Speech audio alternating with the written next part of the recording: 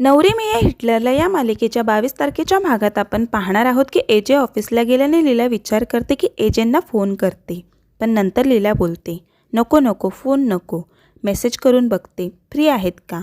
आणि लीला एजेंना हाय एजे आणि स्माइलीचा इमोजी पाठवते. लीलाचा मेसेज बघून एजेही लीलाला हाय लीला असा मेसेज टाईप करतात, पण त्याच्यासमोर काय इमोजी लावू हे एजेंना समजत नसतं. तितक्यात विश्वा एजेंना आवाज देतो आणि पप्पीवाला इमोजी लीलाला सेंड होतो. तो बघून लीला खूप खुश होते आणि बोलत असते, एजेंनी खरंच मला पप्पी पाठवले. रात्री एजे घरी येतात. लीलाने चॅटचे झेरॉक्स काढून पूर्ण रूमभर लावलेले असतात.